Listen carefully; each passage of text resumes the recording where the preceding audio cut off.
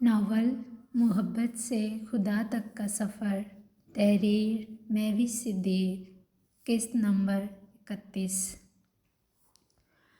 Okay okay नहीं लगाता हाथ, लेकिन प्लीज़ आप रोना तो बंद करें। उसके रोने में मज़ीद शिद्दत आते देख अफ़ान ने थोड़ा मसालती अंदाज़ अपनाया। क्या है? फातिमा का आंसुओं से भरा चेहरा एक झटके से ऊपर उठा। कोई यहाँ अपनी मर्ज़ी से रो भी नहीं सकता क्या? लहजा साफ बेजारी लिए हुए था। कोई यहाँ किसी को रोते को चुप भी नहीं करवा सकता क्या? अफ़ान का दू बदू जवाब देना फातिमा को एक पल के लिए सटपटाने पर मजबूर कर गया।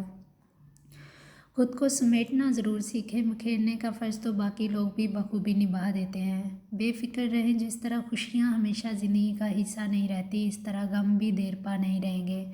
हर एहसास का अपने मुकर्ररा वक्त पर ज़वाल होना अबद से लिखा जा चुका है। अब वो अपने दिल को समझाने के बाद बिना कुछ कहे स्लीपर्स को पाँव में अड़सती सीधा वॉशरूम में चली गई। अब इन्हें क्या हुआ? अफ़ान टाई की नॉट ढीली करते वॉशरूम के बंद दरवाजे को देखते हुए आहिस्तगी से बड़बड़ा रहा था। इसने पुरसोच तासरात समेत ब्लैक शूज़ उतारते इन्हें इनकी जगह पर रख दिया। अभी वो वापस आकर काउच पर बैठा अपनी पेशानी को ही धीरे से मसल रहा था कि फातिमा वॉशरूम से बाहर आ गई। मुंह पर पानी के लगातार छींटे मारने की वजह से इसका चेहरा और आंखों का रंग तकरीबन एक जैसा ही लग रहा था। वो सामना कैसे करती, इसकी तो आंखें ही शर्मिंदगी के मारे ऊपर नहीं उठ रही थी। अफ़ान की नज़रों का मरकज़ खुद की ज़ात को पाकर फातिमा खुद की घबराहट पर काबू पाती कंफर्टर में पैक किए फिर से बेड पर लेट गई। आंसू अब चेहरे पर गिरने की बजाय हलक के अंदर ही अंदर घुलने की कोशिश कर रहे थे। अफ़ान ने फातिमा को बेबस निगाहों से देखा और फिर अपने कपड़े हाथ में थामे खुद भी फ्रेश होने के लिए वॉशरूम में चला गया। दिन भर की हेक्टिक रूटीन के बायस जैसे ही वो काउच पर आकर लेटा, गहरी नींद ने इसे अपनी आगोश में ले लिया। तहज्जुद की अजान सुनाई देने पर अफ़ान अपनी गर्दन को दाहिने हाथ से दबाता काउच से उठ बैठा। फातिमा के आने के बाद इसकी ज़िंदगी में एक मुस्बत तब्दीली रूनुमा हुई थी। जब भी फातिमा तहज्जुद की नमाज के लिए उठती, अफ़ान भी अज़खुद नमाज अदा करने के लिए उठ जाता था। वो अपनी आंखों को नीम वा किए बेड पर लेटी फातिमा को देखने लग गया, क्योंकि हमेशा फातिमा इससे पहले उठ जाया करती थी, मगर आज वो अभी तक सो रही थी। अफ़ान को लगा वो गहरी नींद में डूबी है, इसलिए आहिस्तगी से कंधे उचकाता वॉशरूम में वज़ू करने के लिए चला गया। तहज्जुद की नमाज इसने कमरे में ही अदा की थी। अब वो जाए नमाज तय करके वापस रखता फातिमा को ही बगौर देखने लगा। इसे समझ नहीं आ रही थी आया इसे फातिमा को नमाज के लिए उठाना चाहिए भी या नहीं। कुछ ही मिनटों की चहल पहल के बाद इसने अपने कदम बेख्तियार बेड की जानिब बढ़ा दिए। फातिमा। अब वो बेड से कुछ फासले पर खड़ा धीमी आवाज़ में फातिमा को मुहातब करते इसे जगाने की कोशिश कर रहा था। फातिमा, फातिमा। फातिमा को टस से मस ना होते देख अफ़ान परेशान तासरात समेत थोड़ा नीचे झुका और इसके चेहरे पर रखे बाजू पर हाथ रखते इसे हिलाना चाहा। ओह फातिमा, इन्हें तो बहुत तेज़ बुखार हो रहा है। बुखार की हिद्दत के बायस अफ़ान को अपना हाथ झुलसता महसूस हुआ। मैं बेवफा नहीं थी, मैं बेवफा नहीं हूँ। फातिमा नीम बेहोशी में बस यही अल्फाज दोहराए जा रही थी। इन अल्फाज को सुनते लम्हे भर में ही अफ़ान की आंखों के पपोटे सुर्ख धारियों से भर गए। लेकिन अभी ये सब सोचने का वक्त नहीं था, इसलिए वो खुद के असाब पर काबू पाए लंबे लंबे ढक भरता रूम से सीधा किचन में चला आया। यहाँ आते इसने अतराफ में निगाह घुमाई और शीशे के बंद कैबिनेट में से एक को खोलते बाउल निकाला और इसमें ठंडा पानी डालते पट्टियों के साथ वापस रूम में आ गया। वो फातिमा के सराहने बैठा एक तवातर से इसके माथे पर ठंडे पानी की पट्टियाँ रख रहा था। मामा, मैं बेवफा नहीं हूँ, वो मुझे कह रहा था। फातिमा नीम बेहोशी की हालत में बड़बड़ा रही थी। इसे लगा इस वक्त आमना बेगम इसका ख्याल रख रही हैं। अफ़ान भींचे लबों समेत इसकी सारी बातें खामोशी से सुन रहा था। तकरीबन 15 मिनट से ज़्यादा का अरसा बीता ही था कि फातिमा का बुखार पहले की निस्बत कदरे कम हो गया। इन्हें बेवफा किसने कहा? फातिमा के माथे पर हथेली फैलाए वो इसका टेम्परेचर चेक करने के साथ साथ सोचों में गुम नज़र आ रहा था। मामा, आपने अच्छा नहीं किया, मैं बेवफा नहीं हूँ। फातिमा अपनी मंदी मंदी आंखें खोलती हकलाते लहजे में बोल रही थी। बेवफा लफ्ज़ इसे शदीद जहनी दबाव का शिकार कर गया था। आप बेवफा नहीं हैं फातिमा, रिलैक्स प्लीज़। अफ़ान इसके मुंह से बेवफा की रट सुन सुनकर बिलाखिर इसका हाथ थामे नरम लहजे में तसल्ली देने लगा। पर वो तो कह रहा था। फातिमा की आंखें खुली थी मगर जहन अभी तक वैसे ही गुनूदगी में था। कोई आपको बेवफा नहीं कहेगा, प्लीज़ आप ये मेडिसिन लें पहले। अफान ने ज़बरदस्ती अपने सहारे बिठाते उसे मेडिसिन खिलानी चाहिए। मैं ले लेती हूँ।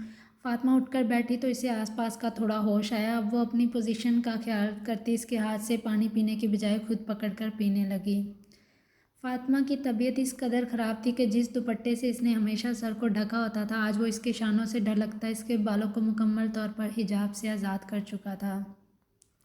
इस नाजुक सूरत हाल के बायस कमरे में मौजूद दोनों नफूस को इस बात पर गौर करने का मौका ही न मिला। आप रेस्ट करें प्लीज़, और हाँ, कुछ भी उल्टा सीधा सोचने की ज़रूरत नहीं है। अफान ने पानी का ग्लास वापस साइड टेबल पर रखा और फिर इसके लेटते इसकी मूंदी आंखों को देखते इसे मुकम्मल तौर पर पुरस्कून रहने की ताकीद की थी। नकाहत के बायस फातिमा को कोई ख़ास रद्द-ए-अमल भी ना दे सकी। मेडिसिन के ज़ेर असर कुछ ही मिनटों के बाद फातिमा फिर से गहरी नींद सो चुकी थी। अफान काउच पर बैठा सोचों में ही गिरा हुआ था कि अचानक इसे अपनी समातों में फजर की अजान की आवाज़ सुनाई दी। अब वो एक नज़र फातिमा को देखते फजर की नमाज अदा करने चला गया। मामा, आपने अच्छा नहीं किया, मैं बेवफा नहीं हूँ। नमाज अदा करने के बाद वो वापस काउच पर आकर लेटा ही था कि इसे फिर से अपनी समातों में फातिमा की आवाज़ों की बाज़गश गूंज सी सुनाई दी। सोचते सोचते कब नींद की देवी इस पर मेहरबान हुई इसे बिल्कुल अंदाज़ा नहीं हुआ। अनसरत जगह के बायस अपने मलजगे वलीये में नाश्ते की मेज़ पर बैठा अखबार का मुताला कर रहा था। चेहरे पर साफ बेजारी रकम थी। अभी वो वरक उलटते जूस का ग्लास थामने लगा था कि फ़ोन की बजती मखसूस रिंग टोन ने इसे अपनी तरफ मुतवज्जा कर लिया। हेलो। अंस ने अखबार मेज़ पर रखते फ़ोन उठाया और फिर नंबर देख यस का बटन दबाए कान के साथ लगा लिया। तबीयत कैसी है तुम्हारी? वलीद फ़िक्रमंद लहजे में गोया हुआ। क्यों, मुझे क्या हुआ? पिछले 2-3 दिन से इसकी हालत और मिजाज में अजीब चिड़चिड़ापन सा महसूस होने लगा था। यार, तुमने ऑफिस में होने के बावजूद कल की सारी मीटिंग गायब दिमागी से अटेंड की, इसलिए मैंने कहा तुमसे पूछ लूँ सब खैरियत तो है ना। वलीद भी इस वक्त नाश्ते की मेज़ पर बैठा नाश्ता ही कर रहा था। खबीस इंसान, ये सब तुम्हारी वजह से ही हुआ है। पता नहीं किस काली ज़ुबान से उस दिन सारी बकवास की थी तुमने। अंस ने तपे हुए अंदाज में पिछले 2 दिन का गुस्सा बाकायदा वलीद पर ही उंडेल दिया। इसकी बात पर गौर करते वलीद को जूस पीते आखिर में अच्छू लग गया और वो हंसते हुए बुरी तरह खांसने लग गया। यार, मुझ मासूम पर क्यों बरस रहे? इस सब में मेरी क्या गलती है? खांसी का दौरा रुकने पर वलीद ने टिशू से होंठ साफ़ किया और फिर पास से गुजरती आज़मत बेगम को लाड़ भरे अंदाज में अपने शाने से लगाने के बाद वापस अपने कमरे में चला गया। अज़मत बेगम इसके प्यार पर खुश दिली से मुस्कुराती किचन में चली गई। इन्हें कभी कभी तो वलीद के यूँ बार बार प्यार जताने की वजह से खुद पर रश्क सा महसूस होता था। तुम्हारी क्या गलती? पहले अच्छी खासी रूटीन थी मेरी, सारा दिन काम कर कर के थकावट हो जाती थी और रात को घर आते ही सुकून की नींद सो जाता था। लेकिन अब तुम्हारी उस दिन की बकवास के बाद से मैं 1 मिनट भी सुकून की नींद नहीं सो सका। अंश का चिड़चिड़ापन अरूज पर था। वो बिना नाश्ता किए ही मेज़ से उठ गया।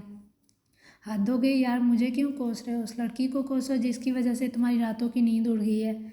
वलीद अपनी मुस्कुराहट ज़ेरे लब दबाए इसकी मज़ीद टांग खींच रहा था। वैसे नाम क्या था उस लड़की का? तुम्हें तो अच्छे से अजबर होगा ना। नाम मत ले उस सोबिया का, फजूल में दिमाग ख़राब किया हुआ इसने मेरा। मैंने कब लिया? ये तो तुम्हारे दिमाग में कोई गूंज रहा जो मेरे नाम लिए बिना ही सुनाई दे रहा है। बेतवजही में अंश का फिर से सोबिया का नाम दोहराना इसे फलक शिकाफ कहका लगाने पर मजबूर कर चुका था। ऐसा कुछ नहीं है। गौर करने पर अंश सटपटाहट का शिकार हो गया क्योंकि वलीद ने तो बस नॉर्मली बात की थी, नाम का तो कहीं जिक्र भी नहीं था। यार, वैसे मुझे बड़ी हंसी आ रही है। एक मुलाकात में तेरा ये हाल, अगर दोबारा कभी मिले। तुम तो गए फिर काम से। वलीद खूब महफूज हो रहा था। हाँ हाँ, उस दिन बड़ा खुश अखलाकी से पेश आया था ना, जो मुझसे दोबारा मिलकर बड़ा वो खुश होगी। अपनी बहस याद आते ही इसे फिर से अपने जहन के पर्दे पर सोबिया की नमी से भरपूर झिलमिलाती आंखें किसी अक्स की सूरत लहराती दिखाई दी। हाँ, तो तुम्हें किसने कहा था तुरम खान बनने को? फजूल में तुमने अपने साथ साथ उस लड़की को भी परेशान करके रख दिया। वलीद ने उसे ही कसूरवार ठहराया। मैं जो उसकी वजह से पिछले 3 दिन से ख्वार हो रहा हूँ उसकी तो किसी को कोई फिक्र ही नहीं है ना। अंश हैंगर वापस अलमारी में रखते सुलगते लहजे में गोया हुआ।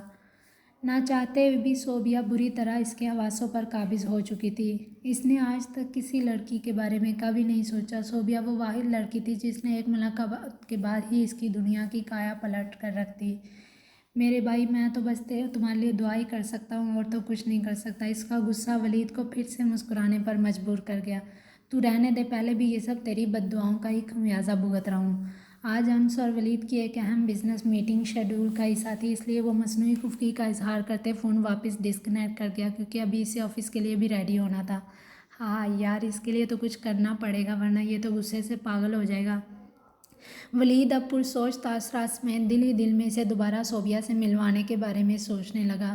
زینی ہاں، اب تو وہی ہیلپ کر سکتی ہے۔ اچانک ایک کوندا لپکنے پر وہ تالی کے انداز میں ہاتھ مارتے فوراً بیڈ سے اٹھ بیٹھا۔ اسے لگ رہا تھا زینب اور اذلان سے بات کر کے ہی اس پرابلم کا سولوشن نکل سکتا ہے، مگر قسمت کو شاید کچھ اور ہی منظور تھا۔ اذلان روزمرہ کی ایکسرسائز مکمل کرنے کے بعد لان میں بیٹھتے کچھ دیر کے لیے خود کو ریلیکس کر رہا تھا، جب ہی اچانک کچھ یاد آنے پر اس نے سامنے موجود ٹیبل پر سے موبائل اٹھایا اور اپنی متحرک انگلیوں سمیت نمبر ڈائل کرتے فون کان کے ساتھ لگا لیا۔ السلام علیکم جیڈی، کیسے ہو تم؟ پہلی بیل پر کال ریسیو کر لی گئی تھی۔ شمسا اور جیڈی اکٹھے ڈسچارج ہوتے اپنے اپنے گھروں کو واپس لوٹ چکے تھے۔ جیڈی کے باقی زخم تو کافی حد تک منمل ہو گئے، لیکن رسی سے بندھی کلائیوں اور سر پر لگی چوٹیں تھوڑی گہری تھی، اس لیے ان پر ابھی تک پٹی ویسے ہی بندھی ہوئی تھی۔ کمرے میں آرام کرتے جیڈی نے اپنے فون پر اچانک ٹائیگر کا پرسنل نمبر جگمگاتے دیکھا تو فوراً سیدھا ہو بیٹھا۔ وعلیکم السلام ٹائیگر سر، میں الحمدللہ بالکل ٹھیک ہوں، آپ کیسے ہیں؟ ٹائیگر کا فکر مند انداز اسے خوشگوار کیفیت میں مبتلا کر چکا تھا۔ میں تو بالکل ٹھیک ہوں، اللہ کا شکر ہے، بس تمہاری طبیعت کی فکر ہو رہی تھی۔ اذلان نے اس کی ابتر حالت اپنی آنکھوں سے دیکھی تھی، اس لیے اسے اس کی تکلیف کا بھی بخوبی اندازہ تھا۔ سر میں تو ٹھیک ہوں، بس مجھے اپنے مشن کی فکر ہو رہی ہے۔ ادھر بھابھی میری طبیعت کی وجہ سے مجھے گھر سے باہر نکلنے کی بھی اجازت نہیں دے رہی۔ اس کڈنیپنگ کی وجہ سے میں تو عجیب مشکل میں پھنس گیا ہوں۔ جیڈی نے جب سے ہوش سنبھالا تب سے اس نے خود کو کام میں ہی مصروف رکھا تھا۔ اتنے سالوں بعد آج یوں بیڈ پر لیٹے لیٹے آرام کرنا اسے بالکل بھی اچھا نہیں لگ رہا تھا۔ مشن کی فکر چھوڑ دو، انسپکٹر ماریہ ہے نا، وہ بہت اچھے سے ہینڈل کر رہی ہیں۔ اذلان نے اسے مطمئن کرنے کی صحیح کی۔ نو ڈاؤٹ سر، ہینڈل تو واقعی بہت اچھے سے کر رہے ہیں، لیکن ان کے کل کے فون نے مجھے بھی ڈسٹرب کر کے رکھ دیا ہے۔ جیڈی کے چہرے پر تفکر آمیز تاثرات رقم تھے۔ ڈسٹرب کیوں؟ اب کیا ہوا؟ اذلان کو فوراً تشویش نے آن گرا۔ ایکچولی سر، کالج کے مڈ ٹرم ایگزامز کے بعد وہاں کی انتظامیہ نے کچھ بلاکس کو چھٹیاں دے دیں۔ ان کی بلڈنگ میں شاید کوئی کنسٹرکشن کا کام باقی تھا جو کہ انہی دنوں میں وہ مکمل کروانا چاہتے ہیں۔ اذلان پورے انہماک سے اس کی ایک ایک بات سن رہا تھا۔